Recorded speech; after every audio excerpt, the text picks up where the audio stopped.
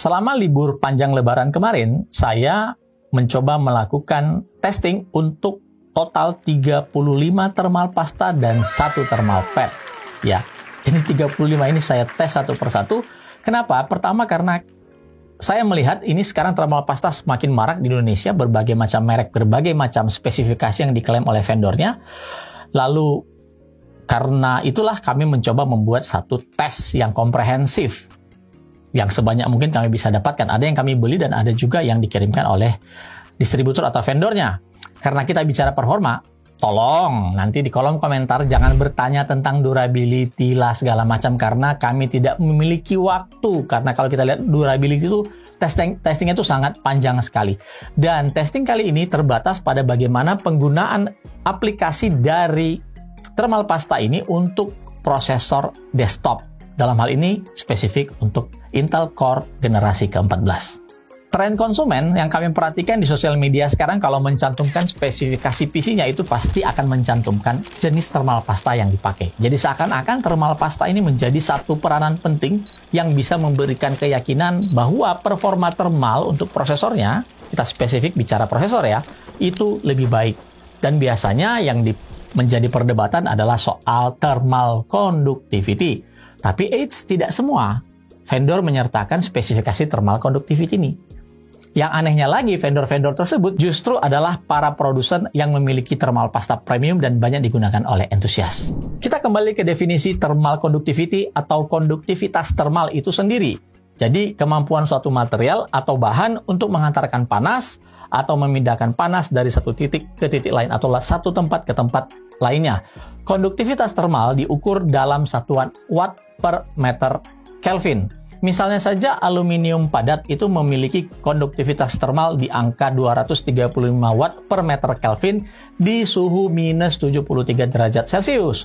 Kemudian, thermal conductivity-nya akan berubah menjadi 236 watt per meter Kelvin saat suhunya 0 derajat Celcius dan berubah lagi menjadi 232 watt per meter Kelvin saat suhunya 320 derajat Celcius.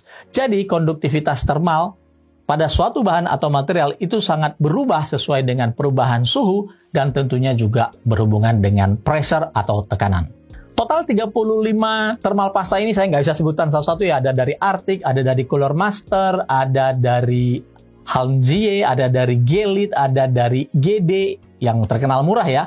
Lalu ada Iceberg, ID Cooling, kemudian Kingpin, Maxtor, Noctua, Paradox Gaming, Shin-Etsu, PC Cooler, Thermal East, kemudian tentunya dari Thermal Grizzly yang paling banyak mengirimkan sebenarnya, kemudian ada dari Thermal Ride dan Thermal Tech. Untuk satu thermal pasta lainnya yaitu Zalman STC10 itu kami gunakan sebagai parameter basic karena itu adalah bawaan dari AIO atau cooler yang kami gunakan dalam pengujian kali ini, dan thermal pasta Zalman ini belum ada di market Indonesia yang dijual secara terpisah. Dan ada satu thermal pad yang unik yang dikirimkan oleh Thermal Grizzly. Jadi secara kebetulan saja di status sosial media saya, CEO dari si Thermal Grizzly itu yaitu Derbauer atau Roman itu tiba-tiba mengirimkan saya sebuah private message dan dia akan segera mengirimkan produk yang dia katakan sebagai cryo sheet. Jadi ini sangat unik sekali dan akan kita masukkan dalam pengujian kali ini. Kita langsung tampilkan saja tabel perbandingan spesifikasi thermal conductivity yang diklaim oleh masing-masing produsen. Di sini kita lihat yang paling tinggi itu dicatatkan oleh Thermal East. Bagi yang belum tahu, Thermal East ini adalah produk brand lokal yang mengklaim memiliki thermal conductivity di angka 16,1 watt per meter Kelvin. Sedangkan yang terdokumentasi dan diklaim oleh vendornya paling rendah yang kita dapatkan untuk pengujian kali ini adalah dari Thermaltake TG7 yang memiliki thermal conductivity 3,3 watt per meter Kelvin. Tujuan dari pengujian ini kita akan memeras performa dari thermal pasta dan thermal pad ini untuk mengatasi sebuah kondisi prosesor yang high overclocking atau high overclock yang akan mengeluarkan konsumsi daya hingga 330 watt. Lalu dari angka 330 watt itu kita akan buat korelasi apakah angka thermal conductivity yang diklaim oleh vendor itu bisa berpengaruh pada suhu operasional saat pengujian. Kita langsung saja spesifikasi pengujian kami tampilkan berikut ini.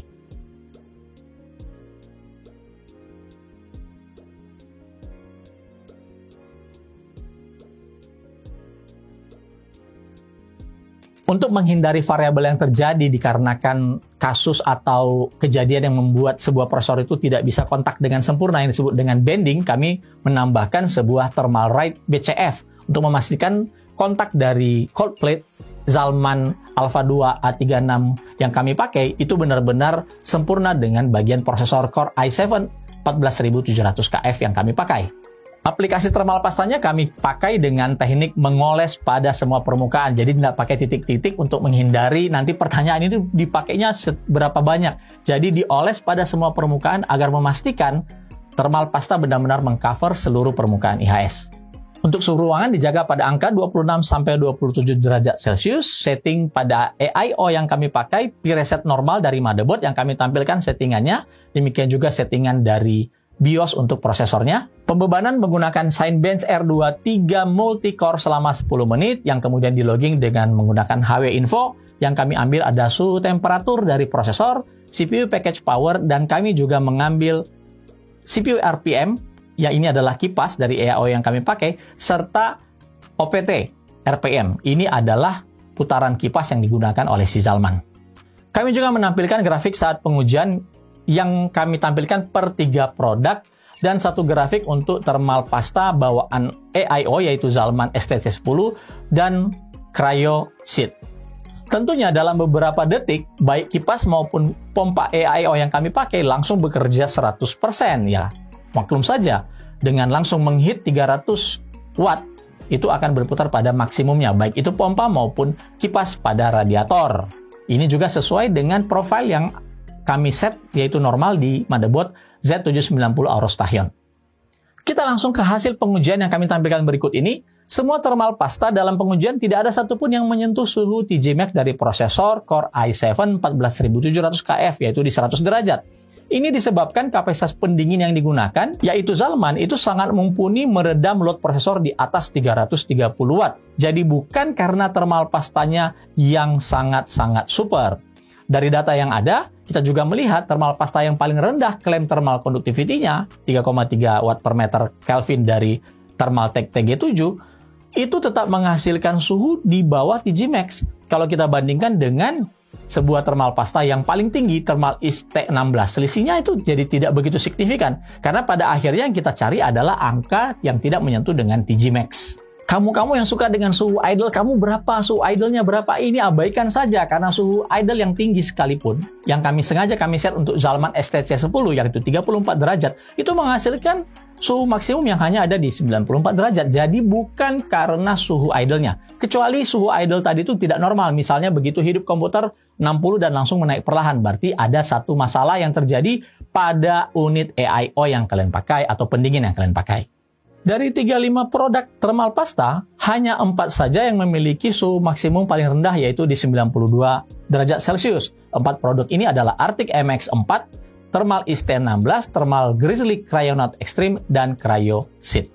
Hal yang paling menarik, Cryo Sheet itu memiliki performa yang sangat baik meskipun produk ini seperti selembar kertas tipis dan bukan jenis compound seperti thermal pasta pada umumnya atau 35 buah thermal pasta yang kami tes ini. Namun tidak berarti karena bentuknya seperti kertas bisa di-reuse kembali. Karena ketika kita coba melepaskan Cryo Sheet ini dari cooler ketika kita bongkar, ini akan sangat rentan untuk koyak atau robek sehingga struktur bahannya akan menjadi rusak.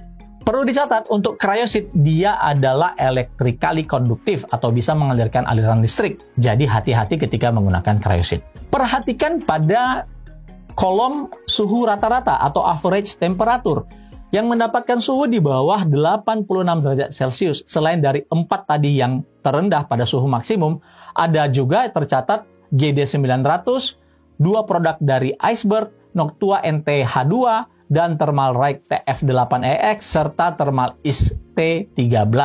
Artinya, thermal pasta ini memiliki kemampuan menahan load yang lebih baik dibandingkan thermal pasta lainnya selama pembebanan Cinebench R2 3 multicore 10 menit. Bagaimana dengan CPU package power? Ini pasti berbanding lurus dengan temperatur. Mengikuti angka thermal yang semakin tinggi artinya juga akan mengkonsumsi daya semakin lebih besar. Contohnya Paradox RX03 yang mencatat suhu maksimal tertinggi berbanding lurus dengan konsumsi daya yang menembus angka 342 watt ya. Bandingkan dengan Cryosit yang mencatat konsumsi daya terendah di 330 watt pas dan ada perbedaan sebesar 12 watt untuk CPU package powernya dibandingkan dengan RX03 tadi.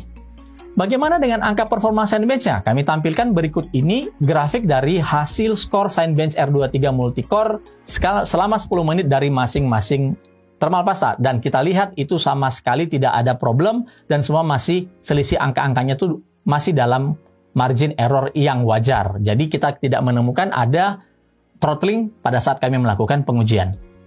Pertanyaan besarnya adalah kenapa harga thermal pasta ini seperti bumi dan langit? Ada yang seharga Indomie satu bungkus dan ada juga yang bisa berharga puluhan ribu atau mendekati 100 ribu untuk 1 gramnya loh ya. Jadi sini kita akan coba melihat, kami tidak mau membandingkan dari sisi harga sebenarnya. Tapi kenapa dia jadi lebih mahal?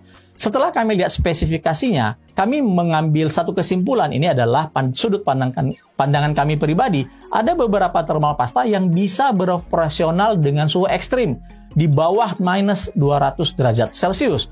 Contohnya saya seperti KPX dari Kingpin, Thermal Right TF8EX, dan Thermal Grizzly Cryonaut Extreme dan Non-Extreme. Nah, artinya apa? Thermal pasta ini mampu beroperasi atau digunakan oleh para extreme overclocker dan membuat bahannya itu sedikit berbeda atau banyak berbeda dengan thermal pasta lain yang hanya bisa beroperasi di suhu ambient atau suhu ruangan, ya di atas 0 derajat Celcius, dan ini membuat harganya lebih mahal. Lalu juga bisa terjadi karena mencari angka thermal konduktivitas yang tinggi, kita anggap asumsikan ini semua benar ya angka-angkanya, maka pasti ada bahan yang berbeda ditambahkan yang memberikan cost yang lebih besar pada saat memproduksi sebuah thermal pasta yang diklaim memiliki thermal konduktivitas yang lebih tinggi. Khusus untuk Cryosit, karena bahannya itu adalah grafen, ini adalah bahan yang sangat mahal, kemudian prosesnya sangat rumit untuk membuat lembarannya itu sangat rumit dan membutuhkan ketelitian karena dia itu nanopartikel, ya otomatis dari sisi produksi dia akan jauh lebih mahal dibandingkan yang lainnya. Dari data yang ada, jelas bahwa angka thermal konduktivitas yang diklaim oleh vendor itu sama sekali tidak pengaruh banyak pada performa thermal. Ya, tadi saya sudah katakan satu pun dari 35 plus 1 thermal pad ini tidak ada yang mencapai angka 100 derajat Celcius. Paling tinggi itu ada di 98 derajat Celcius loh. Di sini kita melihat performa dari pendingin yang kami gunakan yaitu Zalman Alpha 2 A36 itu sangat-sangat super sekali. Sehingga apapun yang kita gunakan thermal pasta, bahkan yang paling murah sekalipun, itu masih bisa menjaga temperatur prosesor di bawah 100 derajat Celcius. Asumsi angka-angka thermal konduktivitas ini benar dan valid ya, maka gunanya untuk apa? Bisa jadi ini gunanya untuk memberikan thermal transfer yang lebih baik ketika kita menggunakannya pada aplikasi, misalnya mengganti thermal pasta untuk laptop, untuk konsol, dan tentunya untuk GPU. Jadi, marketnya tidak hanya terbatas pada penggunaan di prosesor desktop maupun server. Secara marketing, tentunya thermal conductivity yang tinggi akan memberikan keyakinan bagi konsumennya ketika membandingkan A dengan B misalnya. Tentu akan memilih thermal conductivity yang tinggi dengan pemahaman bahwa dengan adanya thermal conductivity yang tinggi, maka performa thermalnya akan jauh lebih baik. Tidak sedikit yang memiliki pemahaman kalau thermal pasta itu kering, artinya rusak dan harus dilakukan repasta.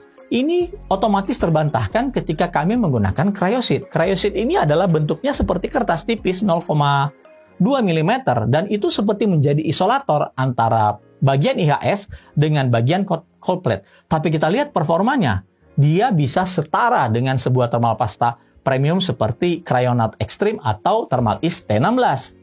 Dan saat kita membebankan, tidak ada perubahan fisik yang terjadi pada Cryosit. Dia tetap menjadi padat, tidak seperti thermal pasta umumnya yang akan menyesuaikan dengan temperatur yang mereka akan terima saat pengujian. Saya juga punya pengalaman pribadi yang saya pakai sendiri. Saya punya PC di rumah yang sejak tahun 2016 itu tidak pernah direpasta untuk bagian prosesornya. Dan sampai detik ini, sampai hari ini masih menyala dengan baik dengan thermal yang juga saya bilang cukup oke gitu. Saya tidak perlu mengganti. Ya, dari 2016 loh, berarti hampir 8 tahun. Dan PC itu paling tidak akan beroperasi 8 jam dalam satu hari. Jadi 8-16 jam PC yang di rumah saya itu akan selalu bekerja. Secara teoritis, thermal pasta itu bisa memiliki durabilitas 5-8 tahun. Ada yang mencantumkan mengenai durabilitas umur pakainya, ada yang tidak. Ini masing-masing vendor terserah mereka lah. Tetapi secara overall, selama suhu operasional dan suhu ruangan di mana PC itu kita pakai masih dalam rentang suhu operasional spesifikasi thermal pasta, harusnya dia tetap akan bisa bekerja dengan optimal, memindahkan panas dari bagian IHS ke bagian cold plate. 1 degree matters. Ya, 1 derajat itu akan memberikan perbedaan yang tinggi. Misalnya saja TJ Max 100. Selama TJ Max 100 itu tidak tersentuh, baik itu oleh cooling maupun thermal pasta, artinya tidak terjadi throttling pada prosesor kita. Prosesor kita akan selalu berjalan pada angka maksimum atau performa yang seharusnya kita terima. Tetapi ketika dia sudah menyentuh 100 derajat, otomatis terjadi throttling yang mengurangi clock dari prosesor kita, yang pada akhirnya akan berpengaruh pada kinerja yang lebih melambat. Berbicara thermal, variabel itu banyak sekali. Banyak hal yang membuat terjadi perbedaan, mulai dari suhu ruangan, kemudian tekanan, material cold plate, yang kontak dengan bagian thermal pasta, cara pengaplikasikan thermal pasta, performa HSF atau I/O yang dipakai, ya, atau bahkan permukaan cold plate atau HIS yang tidak rata, seperti yang terjadi pada kasus di prosesor Intel di mana dikenal dengan nama bending tadi, yaitu sebabnya kami menggunakan thermal rate BCF untuk menghindari ini. Performa thermal pasta juga tidak akan sama ketika diaplikasikan pada prosesor yang berbeda, misalnya Intel dan AMD. Ini totally different. Kami pernah melakukan testing pada AMD, kami cantumkan linknya di deskripsi ya. Kami mencoba menampilkan performa thermal pasta ini pada platform PC high-end dengan kondisi yang di overclock, dengan tujuan membuktikan korelasi angka thermal conductivity ketika menghadapi beban load prosesor lebih dari 330 watt. Angka-angka pada thermal conductivity itu bisa ditulis seenaknya saja, karena tidak ada standar baku yang menjelaskan bagaimana thermal conductivity dihitung, proses pengujiannya, apalagi ketika diimplementasikan pada spesifik prosesor, baik itu Intel ataupun AMD, atau bahkan pada GPU atau komponen lainnya. Kalian mau dipasta tiap bulan atau tiap minggu? Ya monggo saja, tergantung dari pengertian kalian, karena banyak hal-hal yang menyebabkan kita itu jadi overthinking ketika melihat temperatur kita itu naik sedikit gitu, tanpa memperhitungkan suhu ruangan, airflow casing kita misalnya ya, atau memang settingan prosesor yang kita pakai itu sudah tinggi sekali overclocknya sehingga sudah mendapatkan thermal yang lebih tinggi dibandingkan kondisi standar. Ya silakan saja, mau ganti tiap minggu juga silakan saja. Satu hal yang pasti, hal-hal tersebut membuat para vendor dan penjual thermal pasta itu menjadi happy dengan overthinking kalian-kalian ini tadi yang takut dengan temperatur tinggi segala macam itu. Ya, yang terjadi adalah kalian akan membeli thermal pasta, merep pasta, nggak tahu apa sebulan, 1 minggu, saya nggak tahu berapa, dan itu membuat kuantitas penjualan dari thermal pasta itu semakin meningkat. Ingat ya, itu hanya kita ngomong di PC, belum kita ngomong untuk pengaplikasian di GPU, di konsol, di laptop, ya, atau bahkan di handphone sekalipun, di mobile phone. Itu saja yang bisa kami share di konten kali ini. Semoga bisa mencerahkan dan membuka pola pikir teman-teman tentang thermal conductivity, thermal khususnya pada pengaplikasian thermal pasta yang banyak kita temukan di market Indonesia. Jangan lupa like, subscribe, dan share konten ini jika menarik dan berguna untuk Anda. Jangan lupa juga untuk memberikan komentar atau pertanyaan yang terkait ya, bukan pertanyaan yang tidak terkait, yang terkait dengan konten ini di kolom komentar. Sampai bertemu di konten kami berikutnya.